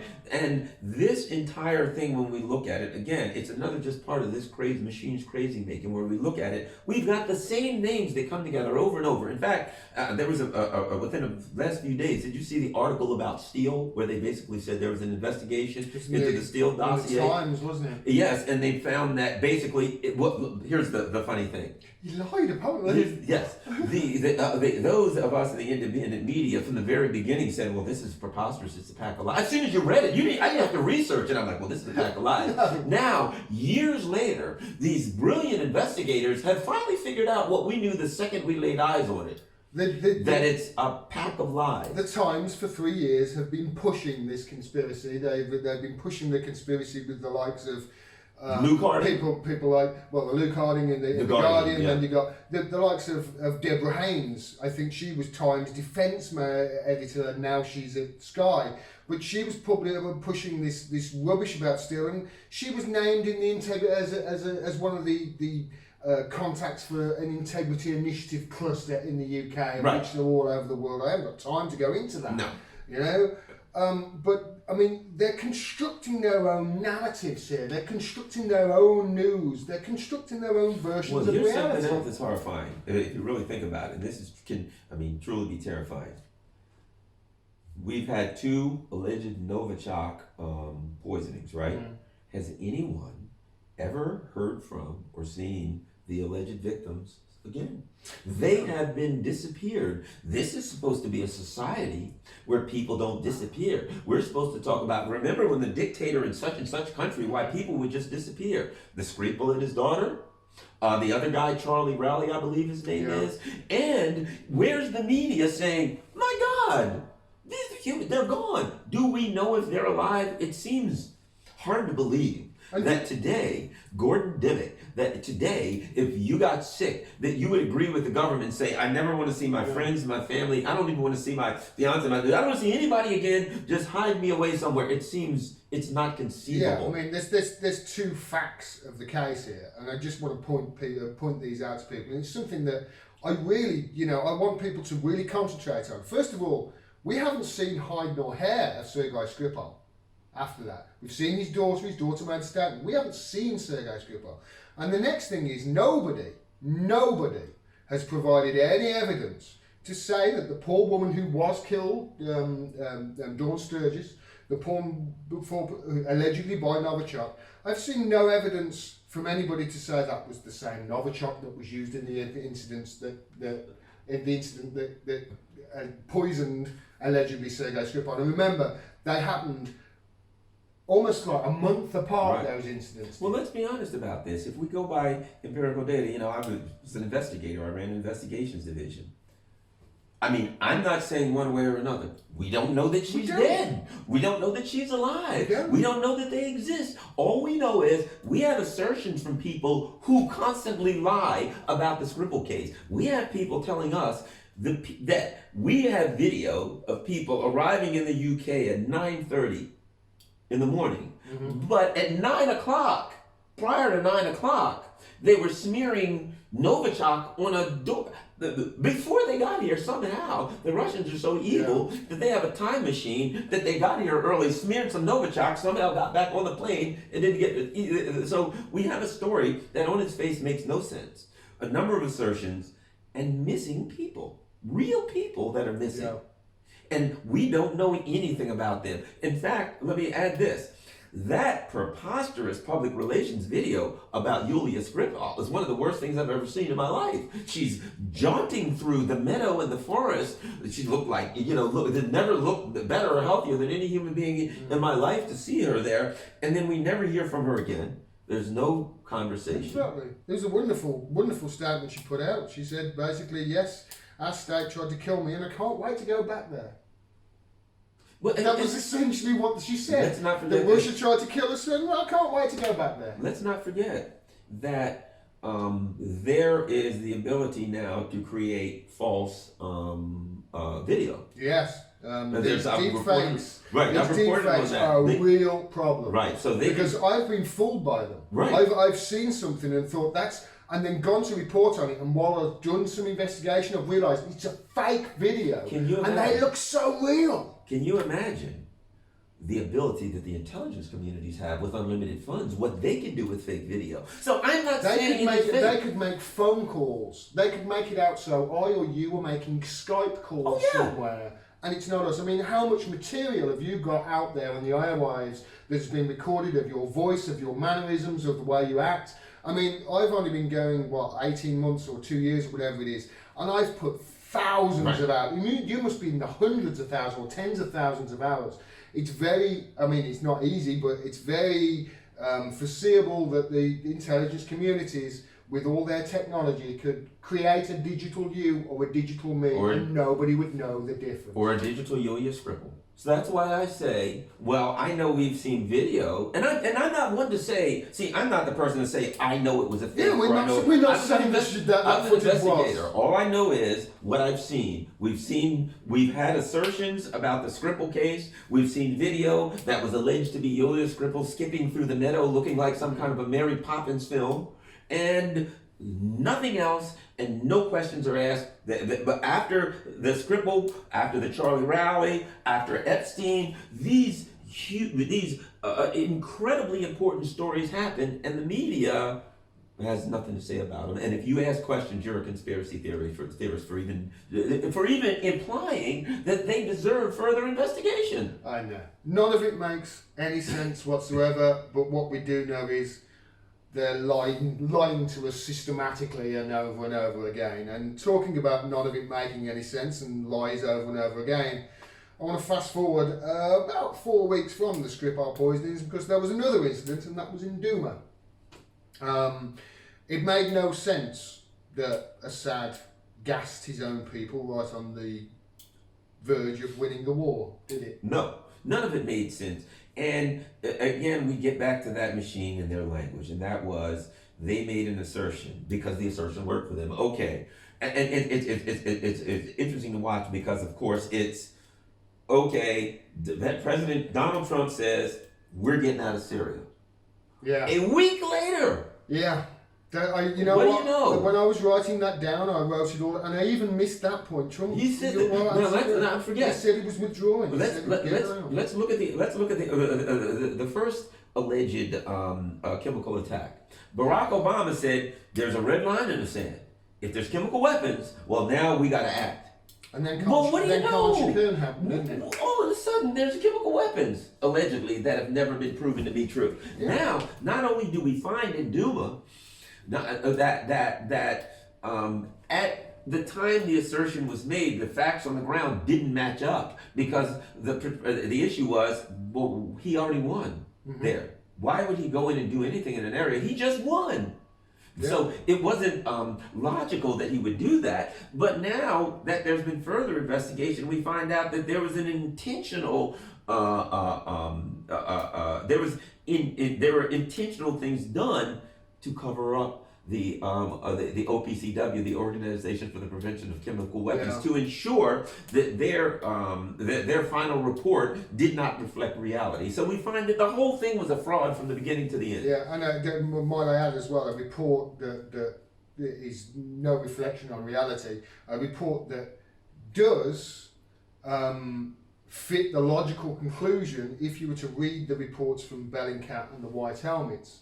You know, I make this point all the time.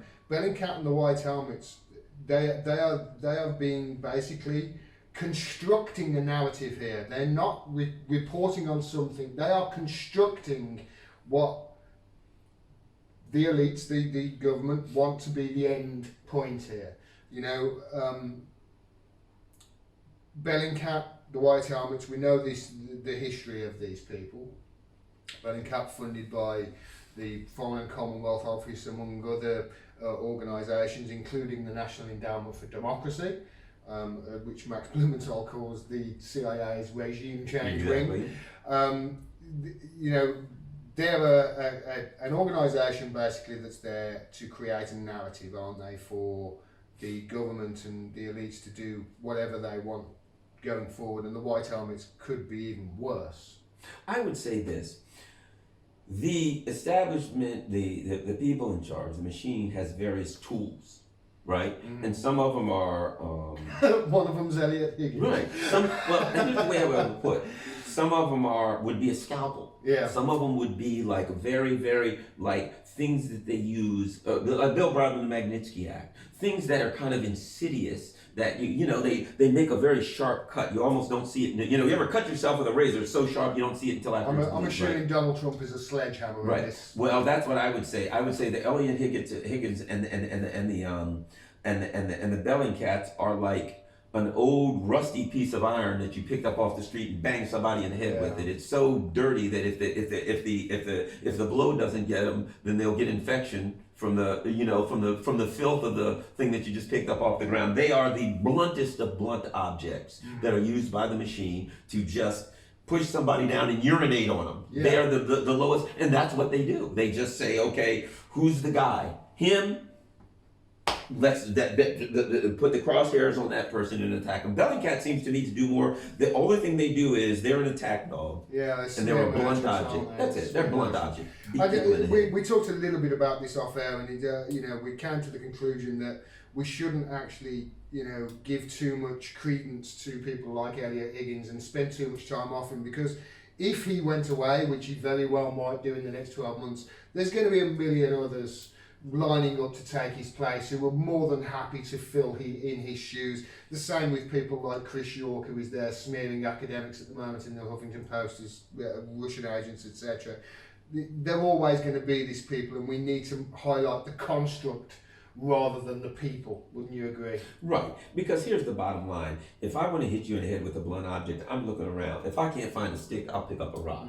If I can't find a rock, I'll pick up an old board over here. I'm going to hit you in the head with a blunt object. And it's like you said, the Elliot Higgins of the world, they're a blunt object. If they're not there, there's 100,000 schmucks waiting to get paid to get some government money so they can do whatever it is that's going to get them that money. And that's who these people are. It's funny when they, purport that Elliot Higgins is some kind of an expert. He's an expert smear merchant. Yeah. He does have a lot of expertise, but that's who he is and that's what he does. And he's just a tool that he's convenient and they'll use him. And if things go bad, they'll toss him aside and get another tool. But I agree with you that if it's like, the old saying, never wrestle with a pig, because, you'll go in the mud, the pig likes it in the mud, he likes it, you'll get dirty. That's the bottom line. If you're wrestling around with Elliot Higgins, you are nowhere near the truth. They've stuck this pig out, and they're sitting back here drinking their wine and doing their dirt, and you're wrestling around with a pig, and they're laughing at you because they don't think any more of us than they do Elliot Higgins. You know what I mean? There's nothing to them in the same way that they are. So they're like, the pig disgusts me, and the people that the pig's rolling around with disgust me. Could you give me another Chablis, please? And make mine 1889. 1888 is a rainy year. That's a great analogy. Okay, so I want to move on to this year. We've covered the last 4 years, I suppose, in the last couple of hours. In the words of George Carlin, I know a little later on this year you will have one of those swell presidential elections that you all like. You'll enjoy yourselves and it'll be a lot of fun, and I'm sure as soon as the election is over, all of your lives will improve immediately. As they always do. But before we get to that, we've got the DNC primaries. I want to talk to you about the candidates. First of all, Bernie Sanders. We mentioned Jimmy Dore earlier in the stream, or earlier in the video, sorry. One of the questions that he wants to ask Bernie, if he finally does get him on his show, which I don't think he's going to, is why is it that his whole career he's wanted to have a rainbow coalition outside the two main parties? That's what he thinks America is needed. Now he's running inside the DNC and trying to shepherd people in there. My feeling with Bernie is that he's not a Democrat in good standing. My fear they put that rule in there for a reason last year. Remember the Donna Brazil tweet saying that they're not at the tail anymore, but they're very much setting the menu. It's all set up for them, once again, not to cheat Bernie, but to cheat the voters out of Bernie being their chosen one, isn't it? Okay, I'm so excited about talking about this because in my heart I'm a philosopher, right? When I look at Bernie Sanders, let's turn this into, in philosophy, you get to this. What is the question that's being asked here? Mm-hmm. Okay. Bernie Sanders, because as you said, we can all see that, as you put it, this thing's coming to a head. This thing's going bad, mm-hmm. Right? Okay. The question that's being posed is, because Bernie uses the word of revolution. We need a political revolution, right? Revolve. The top goes to the bottom goes to the top, right? Or some kind of way it goes to the side. We need a revolution, right? Yeah. The question becomes, that's being posed by Bernie Sanders, and to me, here's the way I see that people putting Bernie down. Don't do that. This is very necessary to get where we need to be. Because here is the question. Can someone inside the system change the system? Can the system be changed from the inside out? That question, it is critical that question is posed, is answered, because how do you get to the next point if that question's never been answered without I'll put it like this. Bernie Sanders' actions are implicitly applying that question. Because mm-hmm. Bernie is a person who he said, look, I was an independent mm-hmm.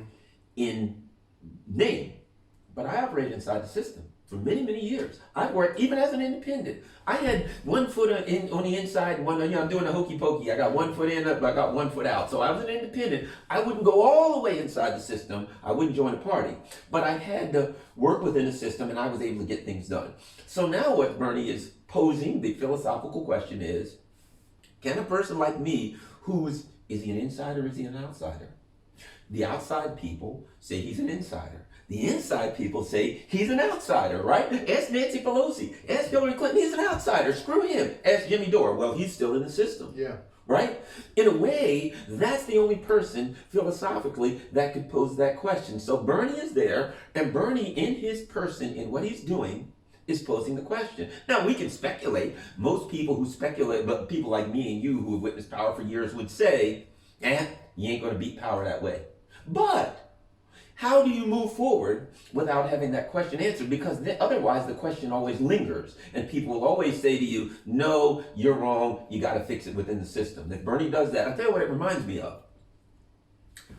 In the United States, the issue of slavery and John Brown, I don't know if you've ever heard of John Brown. Exact thing. So John Brown is a guy who said, look, here in Kansas, we're going to do it the right way. We're going to go through legislature and we're going to outlaw slavery. We're not going to have that slavery in Kansas. So the pro-slavery people came in and murdered everybody. Bloody Kansas, they called it, right? Mm-hmm. At which point he's like, we passed the laws we need. We did everything within the system. And these monsters came in and just killed everybody. Yeah. So he said, you can't fix it within the system. Let's go get some guns. Let's arm some people. Let's try to come from outside of the system and have a violent revolution. He tried a peaceful revolution.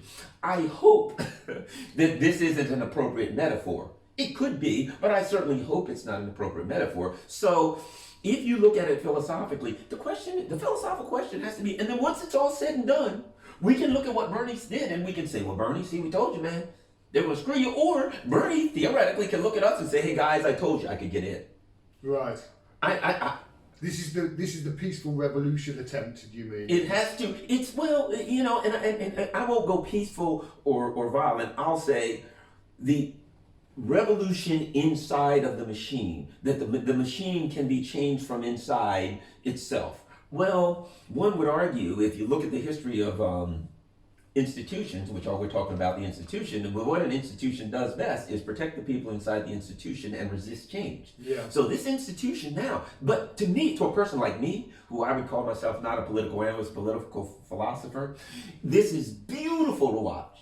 Because Bernie Sanders is now running, and I'm happy to say, I've been pretty good on predictions. I predicted about the second week or third week of November, I said this is a blowout, it ain't even close. So now, Bernie Sanders is going to go into this thing in Iowa and blow it out of the water. Nothing's close. Yeah. He's going to go into New Hampshire, he's going to start mowing them down. And they're going to look at it. I mean, think about this. This is how bad it could be in Iowa. In order to get any delegates at all, you have to hit 15%. we're in a position where other people are hovering around 15%. Theoretically, if nobody else hits 50%, you get every single delegate. That could happen in California too. I'll put it like this. No one has ever won the nomination without winning either New Hampshire or Iowa, and Bernie's about to blow them both out. Yeah, not only is Bernie and his competition will get weaker after that. Yeah. So they're going to be in a situation where, by their rules, Bernie has to be the nominee. But by their former rules, by their informal rules of the machine and their bosses, Bernie can never be the nominee. Yeah. So what you're going to have is a confrontation between the puppeteers, the people who actually run these politicians, and the voters. The voters are saying, we want this. Their puppets are saying, well, we know who they're going to side with. Theoretically, I'm not going to say that I know Nostradamus, I'm not, but we can surmise that they'll go with power. Mm-hmm. Now you create an environment where there's an organic revolution, where the people say, oh, whoa, we thought we had a vote here. They're going to have a problem. Mm-hmm. How they're going to navigate that one, I don't know, but I love the catch, just for me loving politics, and not being caught in this snapshot of time where I look at Bernie or this person or that person, where I look at the broad context. Yeah. Finally, we get these monsters pushed into the corner where they got to expose themselves. Mm-hmm. We're smoking them out now through Bernie. So I'm wonderful. I'm glad to see this happen. If Bernie doesn't run, this question is not called to order. Yeah, that's very true. This is very true. My feeling with Bernie is just purely from a running for president feeling is they're going to try and cheat him whether he plays ball or not. That's my feeling on it. And my feeling is you win elections in the West right now by winning against your own party, and he's not doing that. The person who's actually winning against their own party in this election, in the DNC primary, is Tulsi Gabbard. She's the one winning against her own party. And for somebody who is supposedly polling at only 3%, I find it interesting that people like Hillary Clinton spend so much time trying to attack her. She would be a real threat to the DNC, possibly more of a threat to the DNC and the Democratic establishment than Bernie would be. Would you say? Here's what I would say. She already is a gigantic threat to the machine. Oh, okay. Here's why. Again, we get back to how do they control us? Through their language. Mm-hmm. They control us by the parameters, the things we're allowed to talk about. So they put a bunch of Democrats on stage, and they're allowed to say a lot of things, but none of them are allowed to say this empire, this war machine, this regime change machine is wrong. They remember 2016, who was talking about Medicare for all and free college? Nobody. Bernie talked about it, and people were like, I never thought about that, but that's fair. I want that. Mm-hmm. Their fear is, now Tulsi Gabbard does this. What happens by 2022? She has introduced an unacceptable line of questioning into the conversation, and that's poison to them. Now their conversation, is infected. You know what I mean? With something that wasn't supposed to be there. How do you get that out? Yeah, they have to, all of a sudden they have to start, because she's there, they have to start talking about stuff that's outside of their accepted Overton window, don't they? Because she's over there talking about, hold on a minute, we shouldn't be in Syria. She was talking the other day about repealing the Patriot Act. Nobody in the Senate and the House were talking about this a year ago. And yet she's there and she's the real threat. Well, I think it's a mistake to separate her and Bernie because the machine does. Here's what I mean. I look at them, honestly, just to shut you off there, I'm sorry. Okay, go ahead. I don't like doing that, and I do like to try and not interrupt as much as possible. No, go ahead. My feeling with Bernie and Tulsi is they're almost a double act. I know they've spoke to each other before Tulsi ran. Yeah, considerably more than that. and they sat down, and honestly, I think it's almost like they've said, right, okay, Bernie's like, okay, I'll do Medicare for all. You do foreign policy. That's my worst impression ever. But if you look at the debate stage as well, what's happened on the debate stage is Tulsi systematically went after, the opponents, the low-hanging fruit, people like Ryan, and then she went after, remember that Kamala Harris was a big threat to Bernie apparently, and Tulsi just destroyed their campaign. It's got to the stage now where Tulsi just isn't even bothering with the debates because all she's got to do is run against her own party, and she seems to be increasing in it. This is what I wanted to hold you up on, because Iowa is an open primary. And you mentioned there that I know a lot of people have been saying, well, the DNC have been flooding the primary to split the vote so they get it to the second ballot. There's a real risk here with the Iowa primary. Not only do they not get any delegates as a result of splitting the vote between them, but that Tulsi could get delegates as well as Bernie, because it's an open primary and you've got Republicans and independents there who she really does speak to them, that she could get more than 15%. It's possible, isn't it? Oh, it's quite possible. You know, you sound like me. I've been making this argument now for weeks at least, not maybe months, and I've said, wait a minute. There are, I think, 22 or 24 open primaries. Mm-hmm. She is very, very popular amongst independents and Republicans. And okay, I said, it is quite possible that we could go into New Hampshire, Iowa, and Bernie and Tulsi could walk away. Because remember, I say I don't separate the two for this reason. It's simple. Who's outside of the machine when it comes to domestic policy? Bernie has focused on domestic policy. So he's outside of the machine saying, here's a domestic policy that the machine absolutely wants nothing to do with. She's doing the foreign policy. Mm-hmm. So they're the same, because the machine is, they're going crazy over these two people, right? And they were all, Tulsi at first, you know, it was all, we got to take her out, because they'd never heard such an outrage as someone who would challenge the regime, who would not challenge it, excuse me, something worse. Expose it. Yeah. You get that. She spoke of things that we must not speak of, that these things are regime change, that the truth is that they have been counterproductive for the people there and for us and cost money. She said things that shouldn't be spoken. They were outraged. They put the crosshairs on her, but here comes Bernie. And what's worse, Bernie's getting the numbers. Yeah. So to them, and might I add, I don't know if you know, just last week, Tulsi was in one town. She went over to Bernie's headquarters in that town, mm-hmm. went in, hung out with the people, but you know, smiled, took pictures. They are, don't think for 1 second that's not a,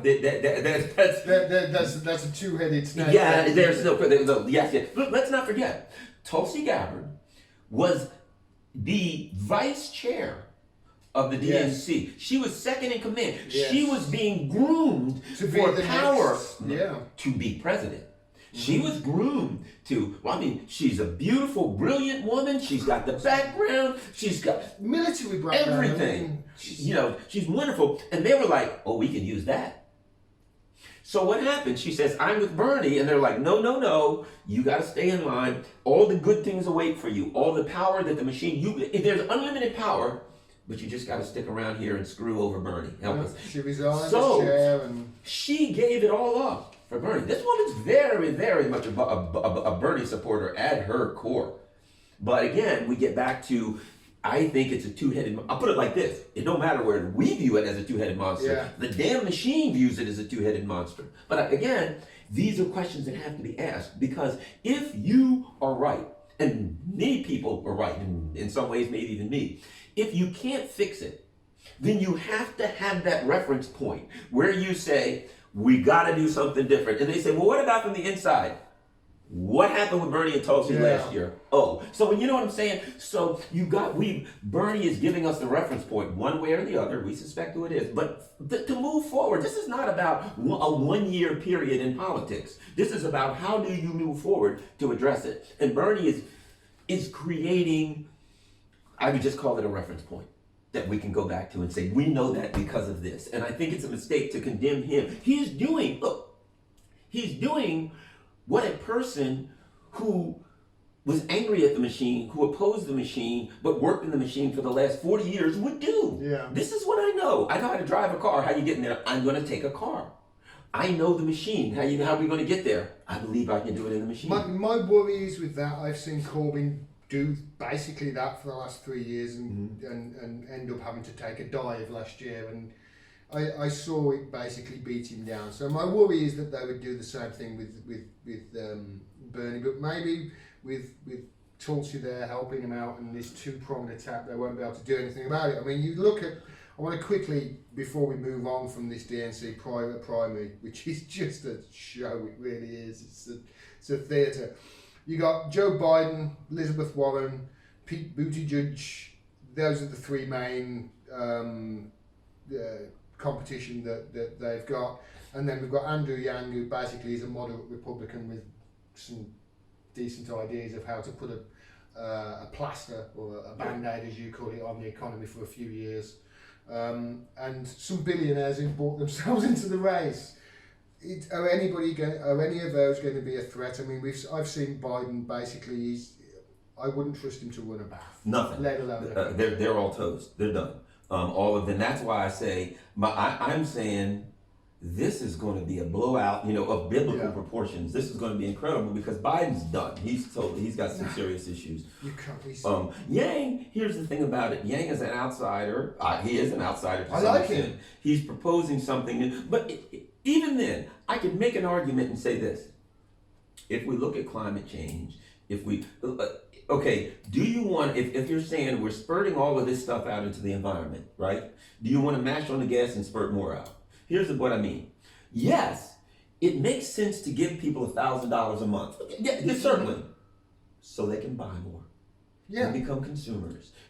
So let's say we give everybody $1,000 a month and everybody buys twice the amount that they bought last month. That means the factories will have to create twice as much. Yeah. That means it'll have to be transported. Even that, the discussion that's not being had is the system is wrong. We have a system an economic system that if it works perfectly will destroy will destroy the world. If it works perfectly, if we get it humming perfectly, it will destroy the world. Yeah. So what you're saying is this machine's going to destroy the world. What can we do? Well, we can temporarily make things up by mashing on the gas a little bit. I'm so glad you said that because, like I said, it's like putting a band-aid on it. All he's doing is just raising the floor of poverty for a bit. For a little while. And treating people like cattle. And what does the machine, just graze and what does the and machine do? consume more. You know what the machine does? When everybody gets $1,000 a month, it raises prices. Of course. Right? It's like, everybody's got money. There's extra capital to get out there. We raise everything by 1,000. We absorb that 1,000, and you never got a dime. Okay, I want to move off the Democratic primaries and move on to the election because even if Bernie or Tulsi gets the nomination, they're still going to beat Trump, and that's not going to be easy, is it? Especially with let's face it, the entire old media, including the so-called liberal lefty media, against the Democratic nominee if it is Bernie or Bernie as we expect it to do. Now, I'm going to say something today, and I want you to remember that I said this. I've felt this a while. I believe that the machine has decided that neither Bernie Sanders, and if you go to 2016, who should have been the nominee? It should have been Bernie and Trump. Mm-hmm. I mean, I don't like Trump. I oppose all his policies, but I believe in democracy. Yeah. And hey, he won the nomination. He had a right to it. Right? Okay. On the other side, if they don't rob Bernie, it's Bernie. He was still okay. So I believe the machine is in so much panic that the machine has decided that neither Trump nor Bernie will be will be president. I don't know how, but I just feel like looking at that machine with what's going on with Trump. Because think about this. I've had a similar feeling think about over this, here, with politics. Donald Trump, the machine can't stand anything that it doesn't control, including words, including the narrative, right? Yeah. Donald Trump has given them 95% of what they want, but they want 100%. If you're in that power, it's not acceptable if you're the president to give them 99.5. They didn't allow you to be there for 99.5. So he's giving them 99.5. So they're like, So I don't know what their plan is. I feel as though they've already decided, nope, we're putting this thing back on course, and neither of these guys are going to be president. And that's my thought. Let me tell you this, mate. I'm not a betting man anymore. I used to be a poker player years ago. Mm-hmm. Poker player's not gambling, if you ask me. It's a game of skill, if done in the right way. However, I put my first bet on, ever, political bet, not 3 weeks ago. And it was at 151, and I put £10 on it. And that was Tulsi Gabbard to be president of the United States next. Because I've got a similar feeling that they're going to both wipe each other out. I'm not saying they're going to. The machine, I've just got a feeling that the machine is going to do something because they're going to concentrate on those, and Tulsi's. I read somewhere, it was the DNC, is where, with the primaries happening, I started looking at history.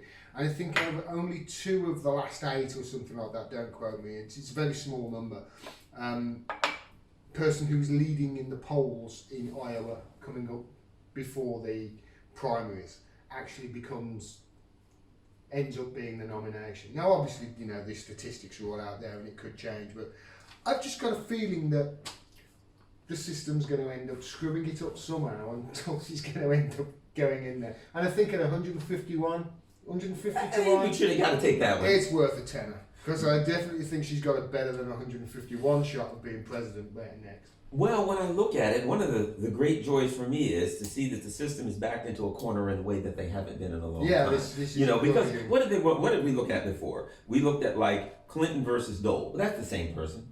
Clinton versus the first Bush. That's the same person. Kerry versus Bush. Gore versus Bush. Obama versus McCain. Obama versus Ron. They gave you. Do you want the blue puppet or the red puppet? Right? Do you want what? How do you want your globalist? Yeah. Do you want a globalist that has relative tolerance for minorities? Yeah. You know what I mean? Or one that doesn't. Just bare relative tolerance at best. But now, what they ran into was in 2016, it wasn't Frick versus Frack. It was an outsider. They didn't know, wasn't sure what it was. People chose the outsider. That what they perceived as the outsider, right? And they haven't been able to control this thing that's Trump anyway. It's given them most that they want, but not full control. I think they're like, we got to get Hillary Clinton versus Hillary Clinton again in 2020. And so I think how they're going to pull that, I don't know. But here's the other part of it. Sometimes when people are backed into a corner, they just say, "Oh, the hell with it." The machine could back into the corner, just like right now, the Democratic Party could just be backed into a corner, and they could make a decision. It's all or nothing right now. Here's what we're going to do. We're going to rule that Bernie's out tomorrow and move forward. We're just going to tomorrow come up and say, we've decided Bernie Sanders has 99% of he has 99% of the delegates, and somebody else has 1/2 of 1%, and that's Tulsi. Between him and Tulsi, they got 80% of the delegates, and they're going together. Here's what we've decided. None of them are actual real Democrats. They're both out. Yeah. That the machine, you went back into a corner, just strikes out and says, to hell with democracy and everything. We're going to expose.